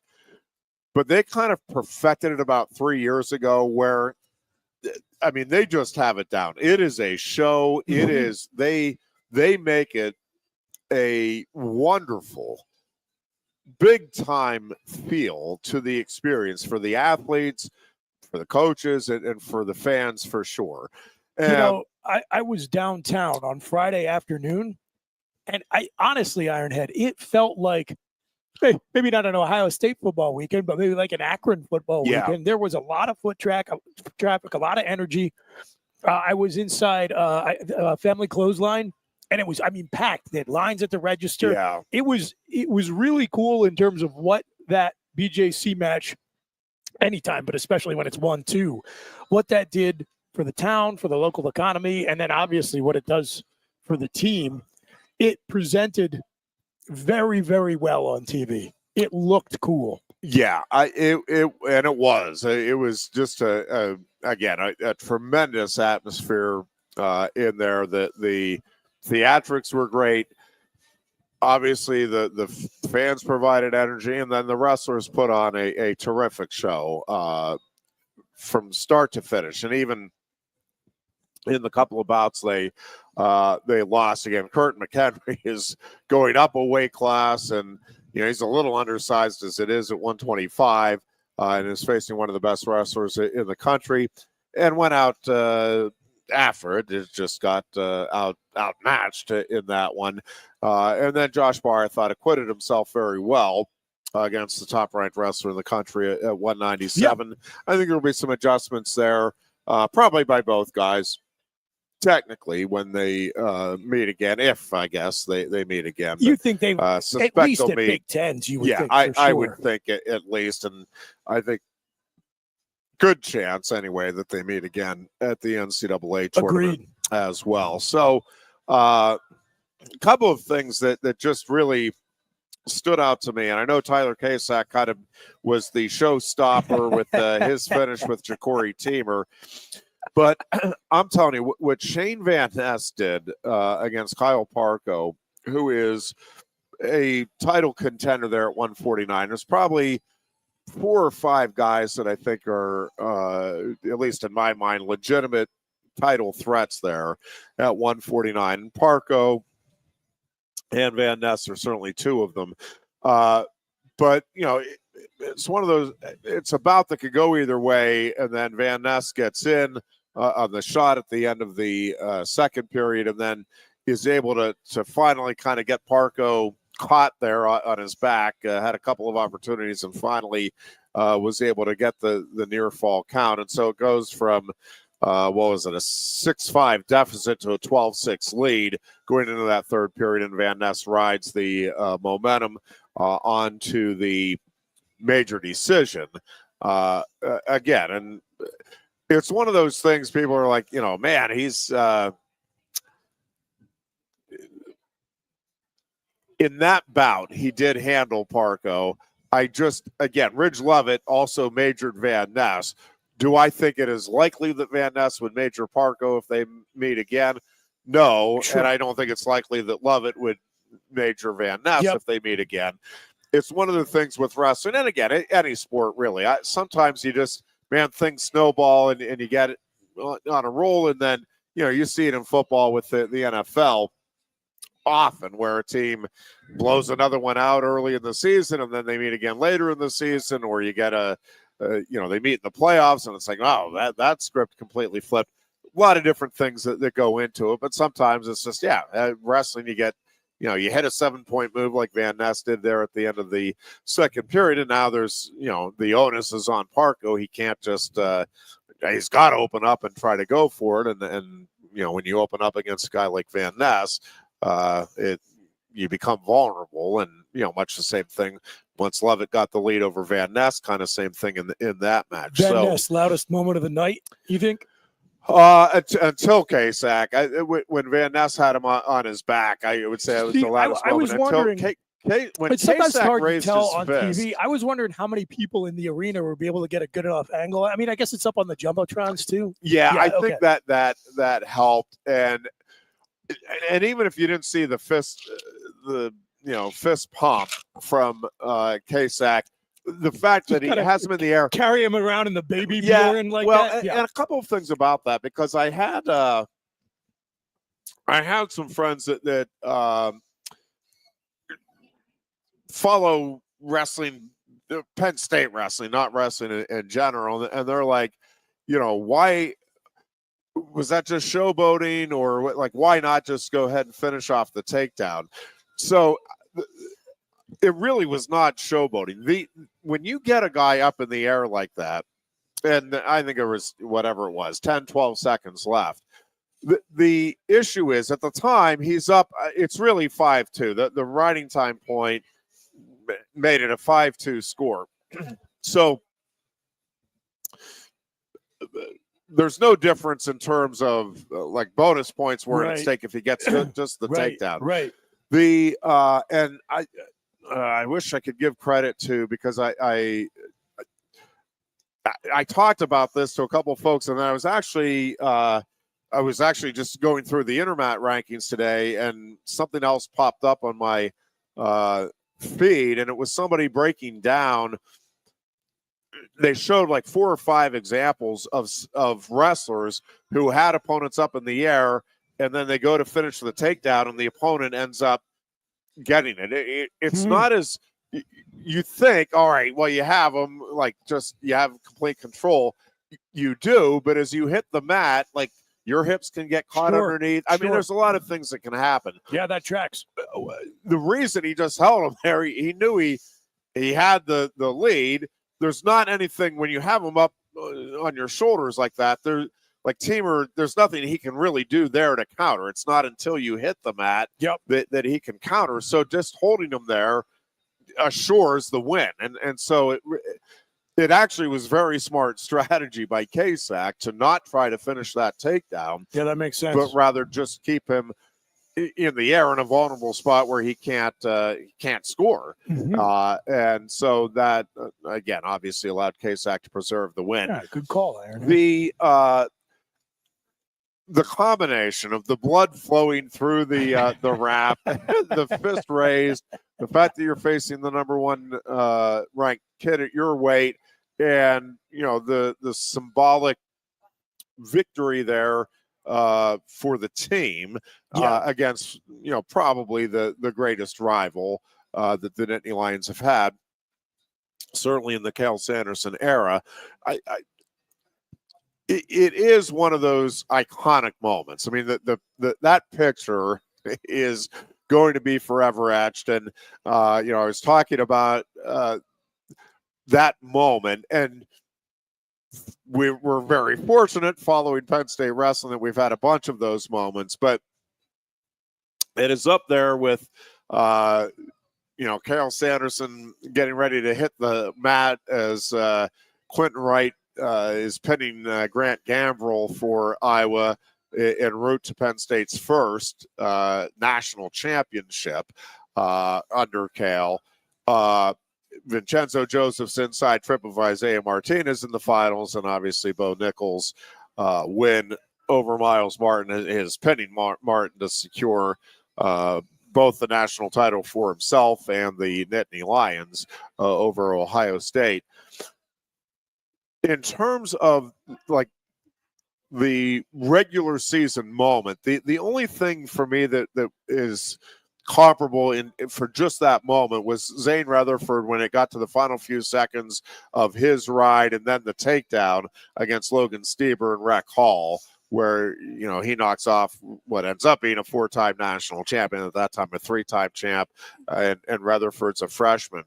I think I've been talking to a couple people. I think we were talking a little bit before we got on air here too about the Starace match with Ferrari. And, it's a 3-1 win, very close competitive bout. Neither wrestler gets a takedown. And is that indicative? And I've been talking about this with a few folks. Is it indicative of how close those two really are? And my answer would be yes and no. Many years ago, and I really don't remember who exactly we were talking about, but it was one of the Penn State wrestlers. And again, this is very early in the Sanderson tenure. It might have even been that first or second year before the national titles started coming. But there was somebody who had lost like a 1-point bout, 1 or 2 point bout to the top ranked wrestler or former champion. And they wrestled a second time, and same thing. It was like a 1-point bout. And we were coming back, and I just remember the conversation. I'm saying to Kale, man, he's right there. Like, he just needs one more takedown. He's like, yeah, that's a pretty big takedown though that he needs. Like, there is a difference between being close, being able to be in the match with somebody, and actually having a chance, or more than a chance, actually crashing through and winning. It is one thing for Penn State football to be close with Ohio State. Man, those games are there for the taking. You're one play away. Yep, but when it happens every time, like, there's a reason. So that's a great analogy, because there have been many times where I have been sitting in a room watching a Penn State Ohio State game with people who are, like, it could be charitably described as casual college football fans. And they'll be saying, oh, they're right there, right in it. They're right in it. And I said, well, no, you know what? Ohio State's controlling the game a little bit more than you think they are. So from my complete amateur's perspective on that match, Ironhead, it felt to me two things. Number one, it felt to me like Carter was in control of it, like basically the entire match. And it also seemed like he was way closer to opening it up than Ferrari was to reversing it on him and pulling the upset. Is that are those I fair think descriptions? I think that's a pretty fair assessment. So let me start with this. Ferrari is an exceptional talent. The real deal. Like that dude right? Yeah. could very well be a 4-time NCAA champion before it's said and done. So it is not an indictment of, he's not really that good. No, he is really that good. He is special good. And there's no question about that. But again, at this stage of his career, true freshman, going against Carter Starachi, he did very, very well to keep that close. He really did. Not giving up a takedown to Carter Starachi is no easy feat. And listen, when you're within a takedown, right, you are within a mistake, and even the great Carter Starachi can make a mistake. Like, you legitimately had a shot there to win it with 30 seconds left and 10 seconds left. So all credit to Ferrari. I do think if they met again, and they won't collegiately, unless there's an injury to Gabe Arnold, I guess. But, that's going to be the only meeting between the two. If they were to meet again, I am pretty confident that gap would widen. I think Carter got a feel for some things. And again, I don't think Carter's going to just smoke him, and he has no business being on the mat. Again, Ferrari could very well end up being a 4-time champion. Like that, he is a special talent.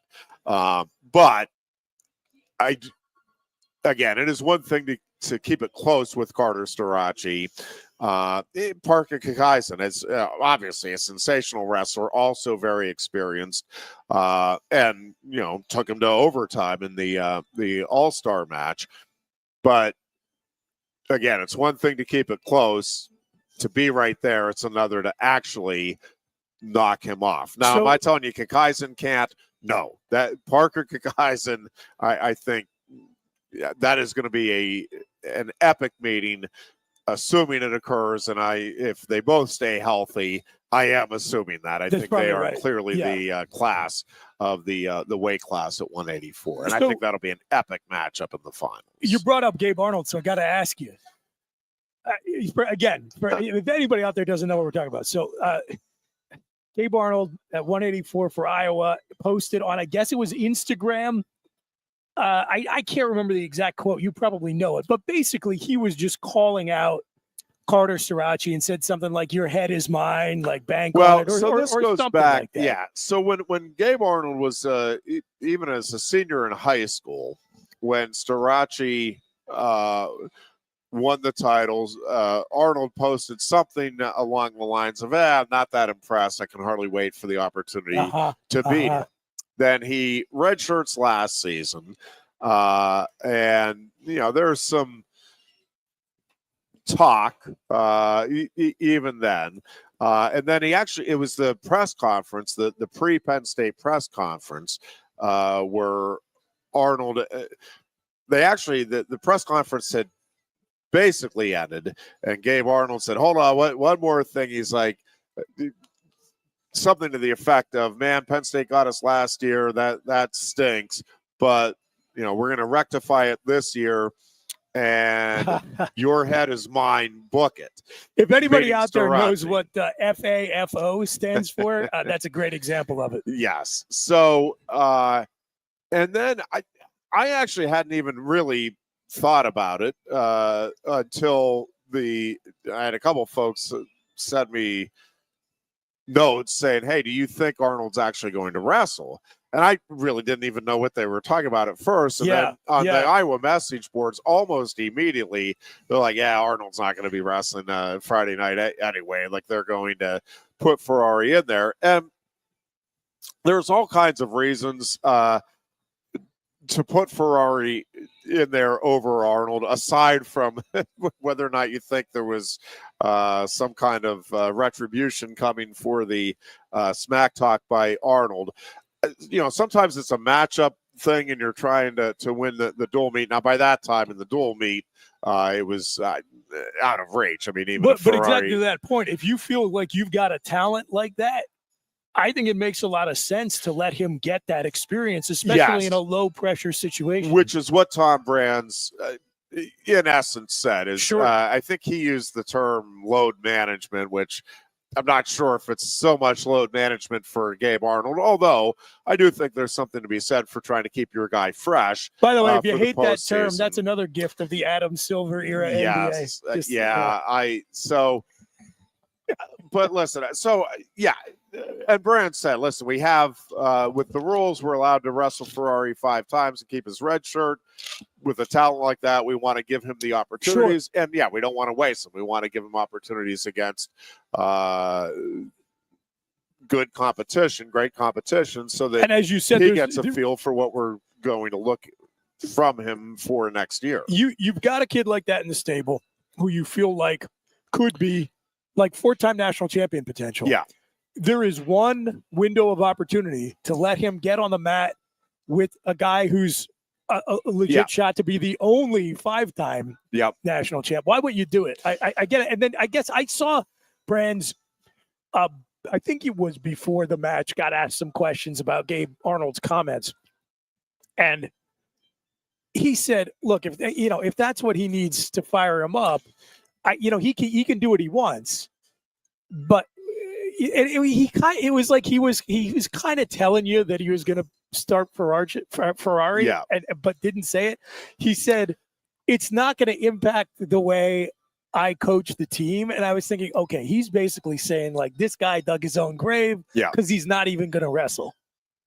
Yeah, and again, they'll be able to settle that for themselves, Arnold and Starachi, in the Big Tens and potentially the NCAAs. Sure. So, that stuff will all take care of itself. And we talked about it last year with Carter. He's no stranger to smack talking himself.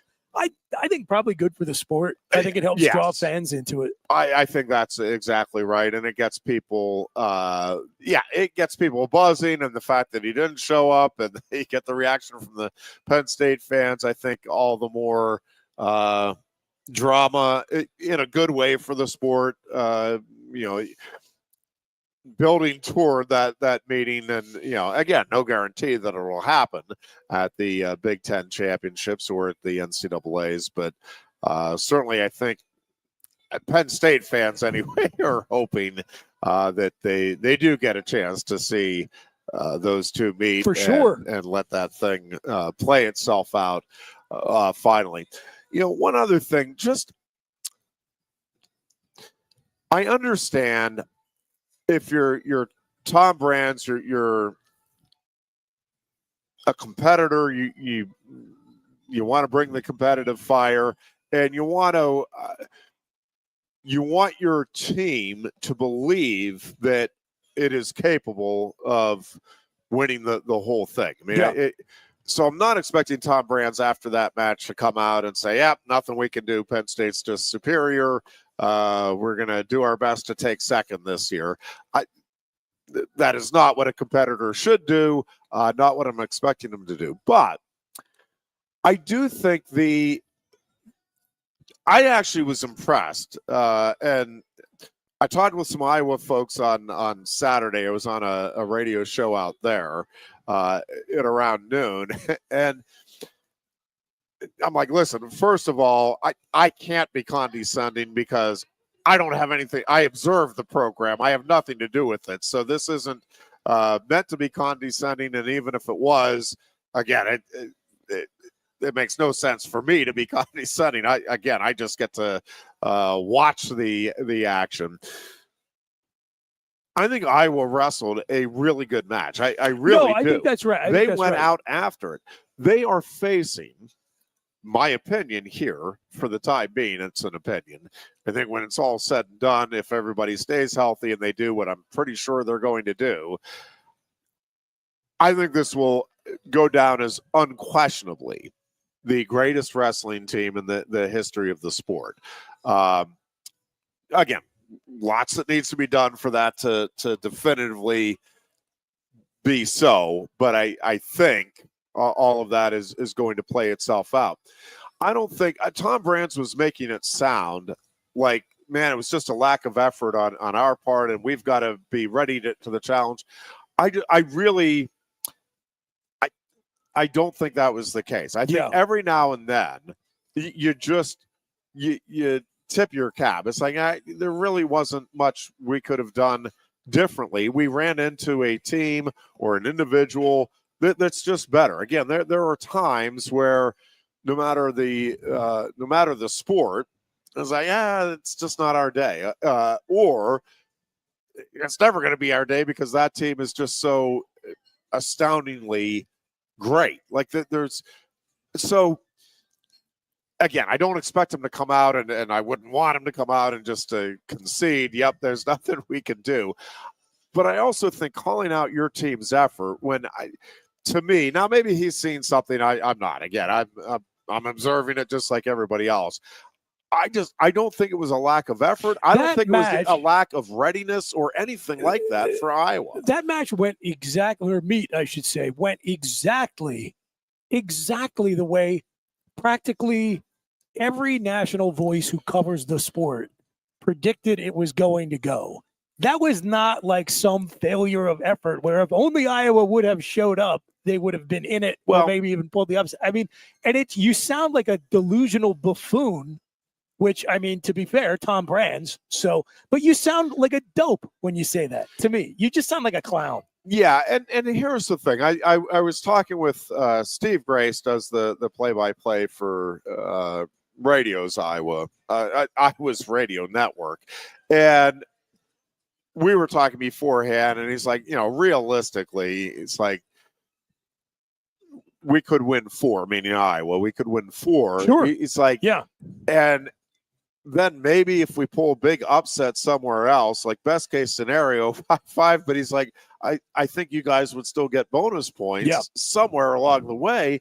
And so it's like, and we were talking, I said, it's wrestling, it's sports. Like, you never know. Like, I agree. I think it's unlikely, but, I never put it out of the realm of possibility because, again, crazy things can happen. But you could feel, and we were talking, maybe a half hour out from the meet starting.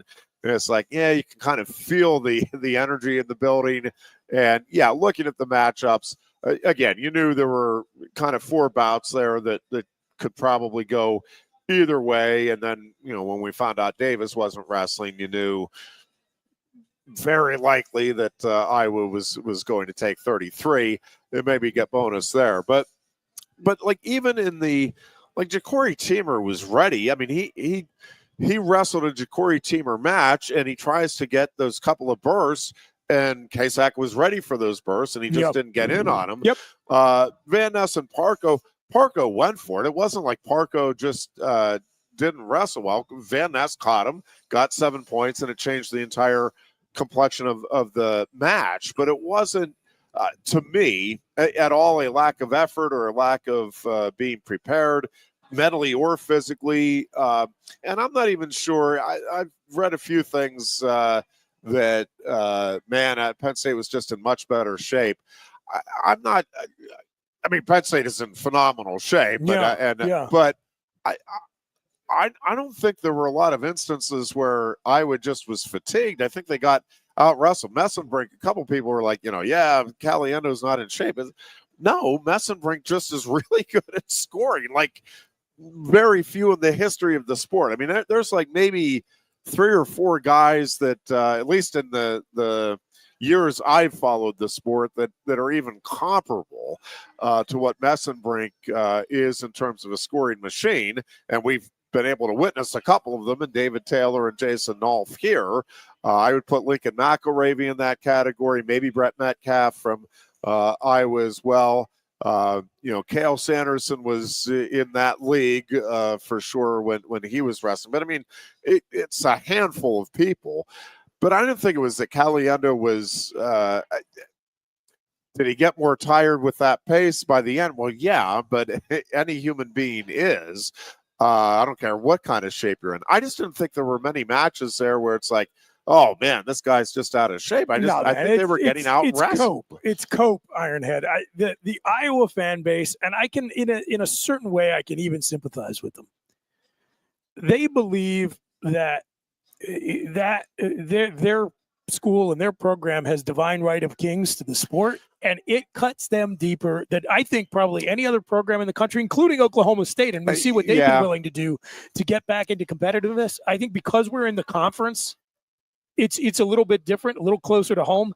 It just drives them berserk that year after year. And you want to talk about another team that got hosed by COVID-19. That was their real shot. Yeah. Because even though they ended up, was it the next year they won the team title, but we won the 5 individuals. So they walk out of there and like they're national champions and their heads are hung low. Yes. 2020 was going to be the year for them. And so like the persistent frustration, I think, is gnawing at that fan base the way it doesn't any other in the country.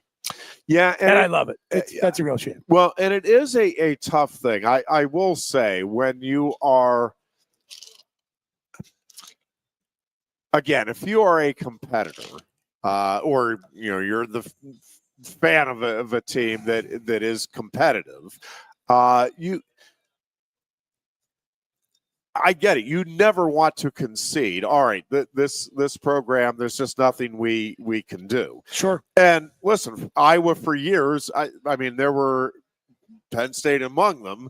There were programs that you felt like you're banging your head against the wall. We can't get through. Well, you couldn't. Dan Gable's teams were exceptionally good, and it didn't matter what those teams were doing. They were all trying. They were doing everything they could. You just were coming through at the wrong time. I really like Dan Gable, by the way. He's just like a super cool dude. He is. No, he is. And they did it obviously in a different way than what Cale Sanderson and Penn State are doing. Sure. And I think, we can argue the merits of that one way or the other another day. But it sometimes for me, what it reminds me of is, and this is where, again, it is difficult, exceptionally so, as a fan base or even as a team. For me, the comparison would be Bill Belichick and the Patriots and Mike Tomlin and my beloved Steelers. And it's like, man, the Steelers are right there. Yeah, the black and They're gold right connection there. Even. Okay. But the Patriots, I mean, it was the best coach, the best quarterback.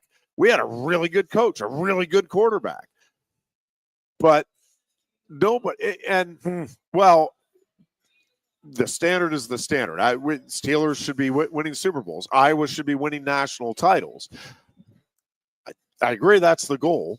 And also, it's not happening. And it's not happening because there's nobody beating Belichick and the Patriots and Brady and the Patriots. And right now, and I'm not, this could change next year. I mean, it could change this year, theoretically. I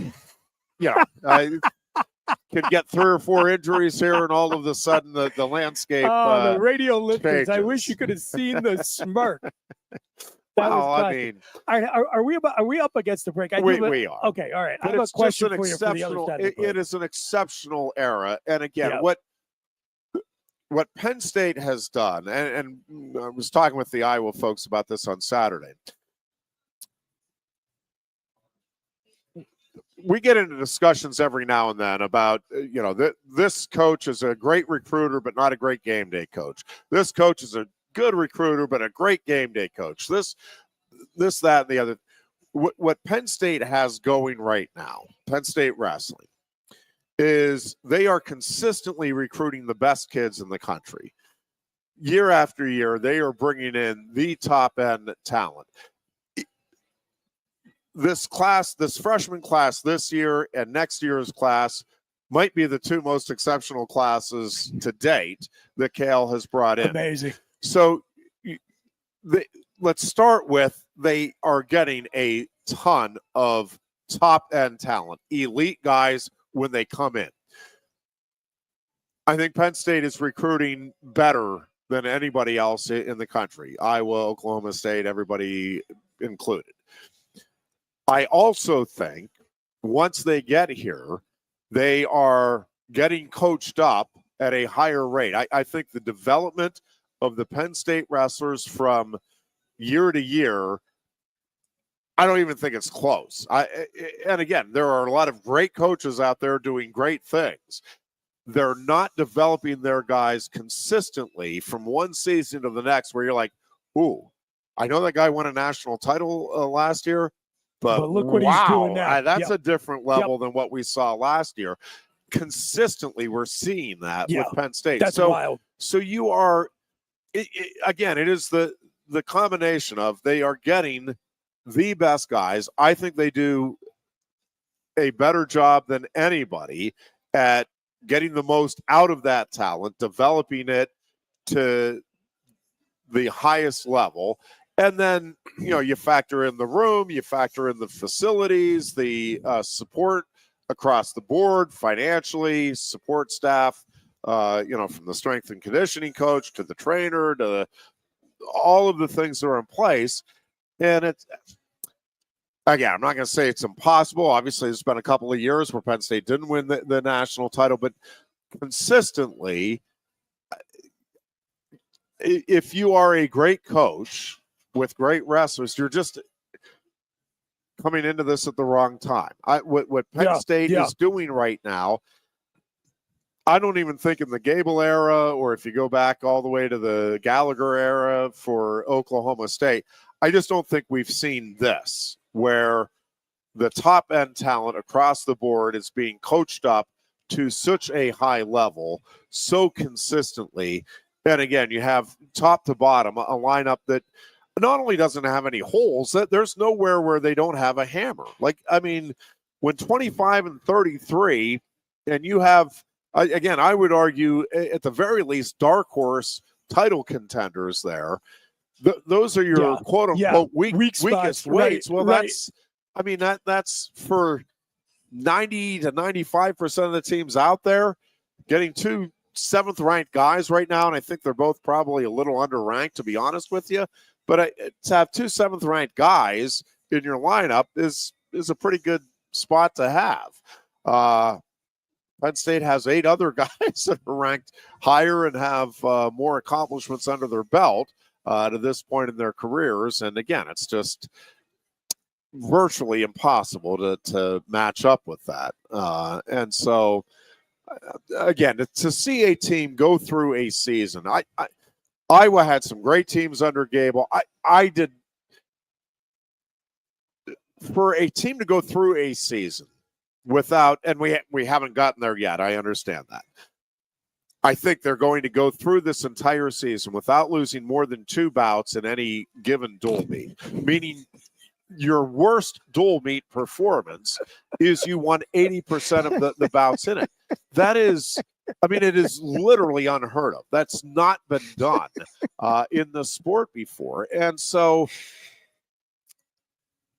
again, if you're Oklahoma State or Iowa, I get it. You're telling your guys, man, we can do this. We just got to go out and put it all together.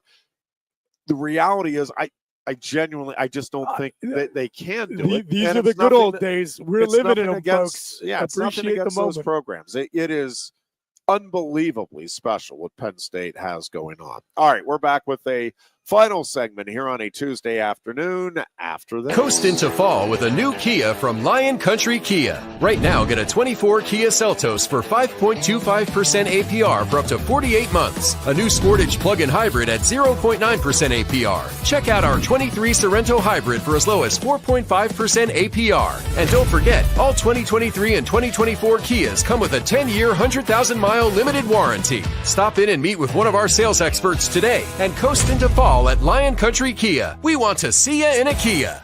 If you love wings, if you love rings, and all kinds of other tempting things, great times, great food, get to Quaker Steak Lube. Get our Best Wings USA, signature sauces, mouth-watering appetizers, or any of our delicious award-winning lube favorites. Great times, great food, get to Quaker Steak Lube. I'm the Modelo Recruiter, and I'm looking for fans with good hands and great speed. The ones who stay focused and never miss a play. They go the distance on game day, even when their team is away. I'm always watching, always looking to reward more full-time fans. Because football isn't really football without you. A lot has changed about State College. One thing that hasn't is W.C. Clark's Coffee Roasters on 234 East Calder Way. 30 different varieties of specialty coffee beans sourced from over 25 countries and roasted with love each morning in Happy Valley for over 45 years. They'll ship their fresh roasted coffee from their doorstep to yours. Order online at statecollegecoffee.com. That's statecollegecoffee.com. Two of the top names in local printing have combined to serve you better. King Printing of State College has merged with theprinters.com, forming one of the 400 largest printers in America. Combining traditional offset printing and digital workflow techniques, theprinters.com can print, assemble, package, and ship to anywhere in the world, all with the same high quality customers have known and trusted for over 50 years. Buy local and save. Get started today at theprinters.com. Lusk & Associates Sotheby's International Realty proudly presents the introduction of our new State College office at 314 South Borough Street in State College. At Sotheby's International Realty, we advertise locally, nationally, and internationally, bringing the best of advertising and promotion to each and every one of our properties, big or small. Call now. With a Timber Kids savings account, you can start to save money, earn prizes, and teach your kids the value of savings. It's easy as 1, 2, 3. Building futures is what we do at TFCU. You really need to belong to a credit union. You belong at TFCU. Timberland Federal Credit Union. A credit union you can grow with. Get up and get going with the Happy Valleys 98.7 The Fox. The Goon and Ironhead. And again, we are goonless here on this Tuesday edition, as we will be on Thursday. Actually, we'll have a Thursday edition of the Lion Country Kia Goon and Ironhead show. The no Goon and Ironhead show. Sans both Goon and Ironhead. But Booch will be here to preview the Super Bowl matchup some more with the Eagles and Chiefs. One thing that we haven't gotten to that I did just want to touch on, and I haven't read through everything involved here, but it sounds like Nebraska is not going to play its spring game. And Matt Rule is saying it is because of transfer portal concerns. Now, Goon has argued that he thinks spring football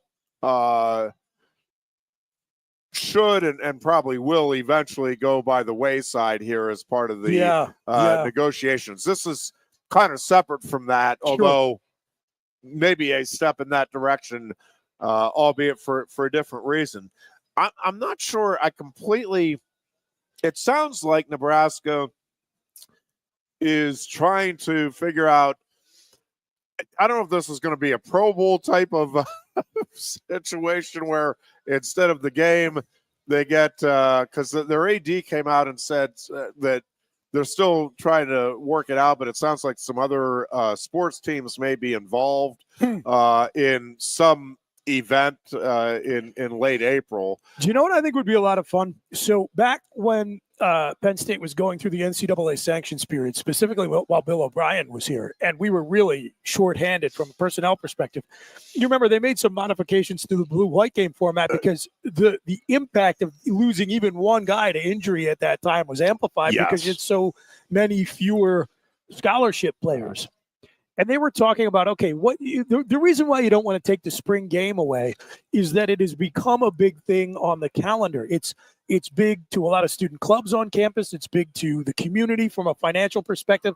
It's big to the university for fundraising. And it's a great way to juice up enthusiasm for your fan base heading into the season. So you want to have some sort of, carnival type atmosphere in late April. But what do you want to do? There is always the question of, you're subjecting your guys to a potential where they get hurt. And so over the years, it's become less and less of a real football game. I always said I thought it would be fun. Maybe you have something kind of akin to what they've done once or twice under James Franklin, where there's a public practice of some sort. But then I said what they should do is bring back Letterman and have them play a short flag football game.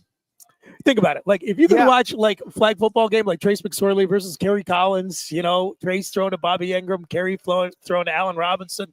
I think you could get 50,000 people in the stadium to watch that for 25 minutes. Yeah. I will say nobody pays attention to the blue and white game. Nobody knows what's going on. They bring their kids. The kids Correct. run around. They leave after the first quarter. And so this is interesting because I think Goon and I talked a little bit last week about the Pro Bowl and man, just get rid of it. And I'm like, well, but the money involved, they're not. So unexpectedly to me, we ended up watching a good bit of the largely driven by my kiddo. He was interested in seeing some of the competition. Sure. In particular, watching the NFL players play Madden. And I think the thing is we're past the demographic for that, and you're talking about the one they're capturing. Yes, which is why it's that's good. Exactly right. So there's a couple of things about this. So the Pro Bowl, right, it had become a joke. I mean, it really was because nobody. And the thing is, unlike. Like you can say the same thing about the NBA All-Star Game or the NHL All-Star Game, but the thing with football is you can't play the sport the way it's normally played. You can't play it kind of halfway. Yeah. Like that is where you're running. So you either do need to kind of completely take it off, which I think is largely what they did. Yep. Or you have to play like it, and kind of in a much different way because of the physical nature of it. But it's kind of like baseball. Like you can't just, you can screw around a little bit, but like when you're pitching, you're trying to get a strike. When you're hitting, you're trying to hit. You're trying to get up. So you're either playing or you're not, really. Hockey, you can, all right, well, we can open it up a little bit. We can not focus as much on defense and on the physical nature and still play hockey.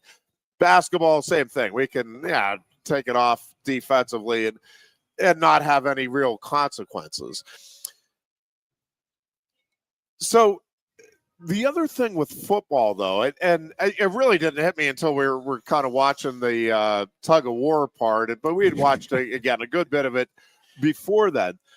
The thing, when you're watching a football game, right, like the players, but you're not seeing the players. They have the helmets on it and all that. The getting to see those personalities, and especially for young people. Yeah. But honestly, even for me, again, I was not expecting to watch any of it, and certainly if I watched it, I wasn't expecting to enjoy it. And I'm like, nah, this is pretty neat. What the way they're doing this and watching the guys that and gimmicky for sure. They put on like the big Mickey Mouse hands and they're trying to catch the ball. It's hilarious. You have professional receivers like, I can't catch the ball with these. All lighthearted, all good natured, but I think it makes the players relatable, in particular to young people. Sure. And I think so. I will be curious to see what Nebraska, and I haven't seen any details. I just saw that the AD saying we're working on maybe an alternative event that it would involve some other fall sports teams.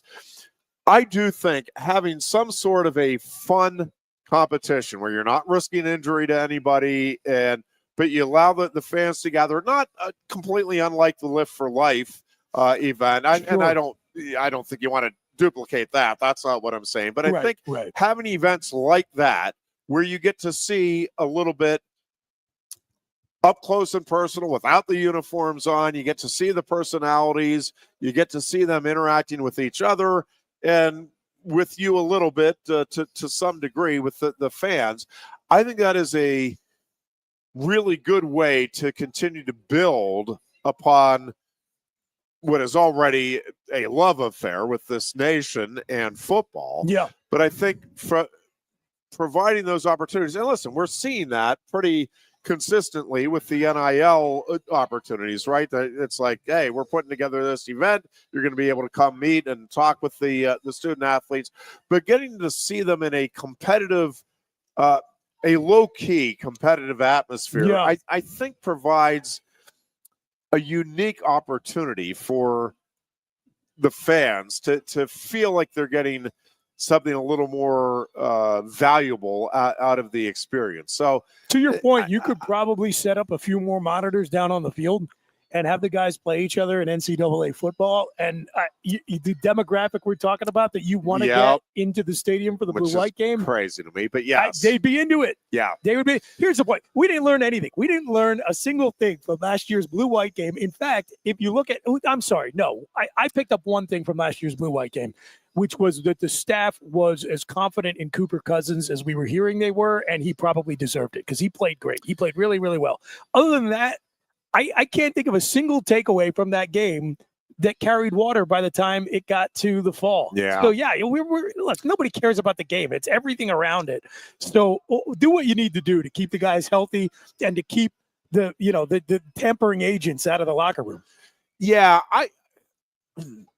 I had not really realized that the tampering I understand goes on. The fact that it is, I just had not occurred to me that the spring game is where I think that's a little exaggerated, to be honest with you. I think, I don't know. I wonder in particular situations whether or not, like Nebraska.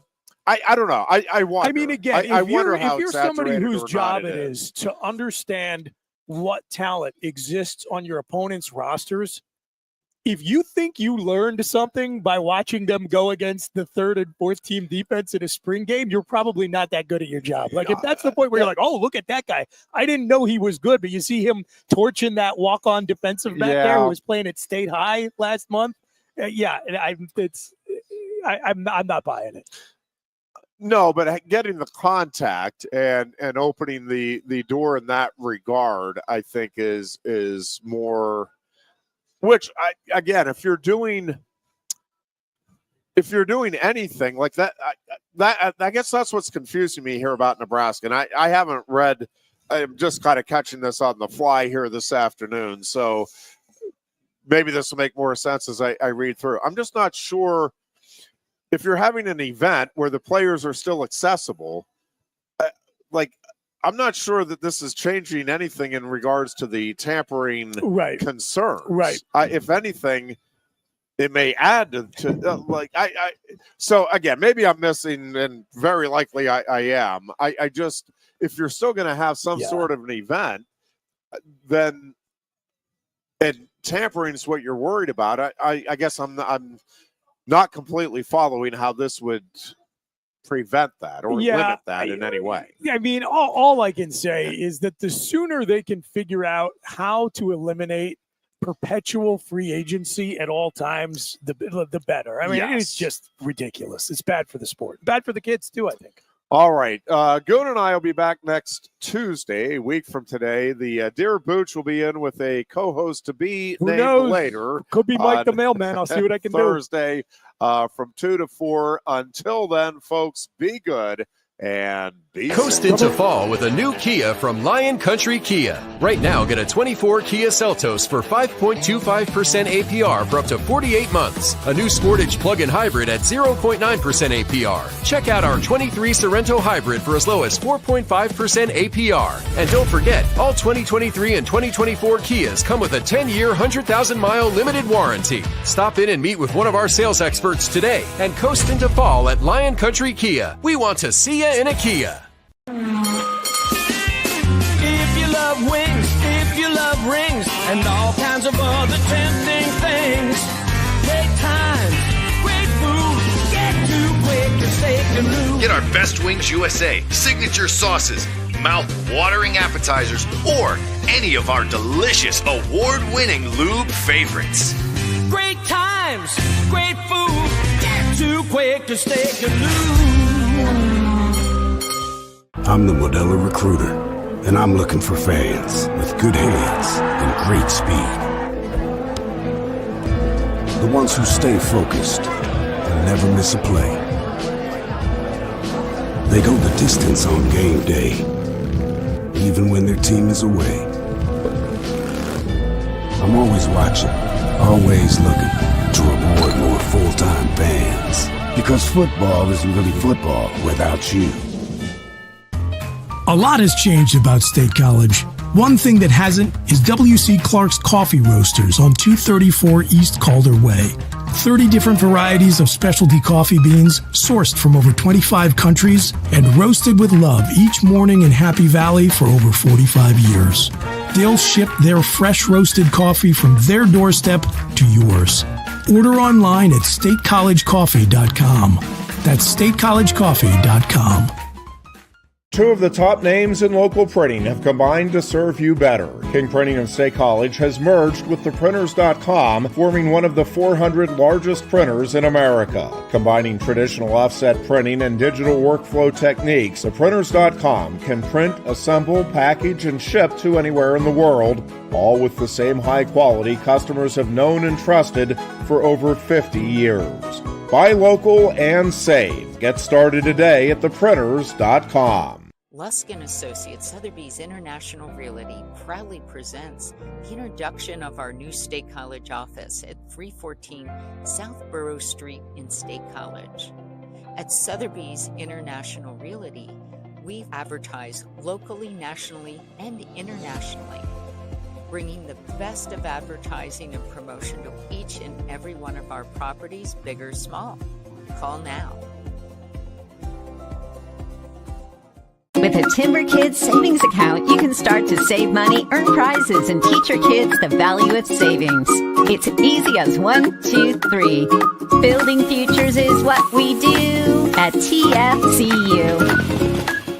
You really need to belong to a credit union. You belong at TFCU, Timberland Federal Credit Union, a credit union you can grow with. WFXS, once again. Your sports radio. Broadcasting live, loud and proud from Central PA's Sports Authority. WFXS America. 98.7 The Fox State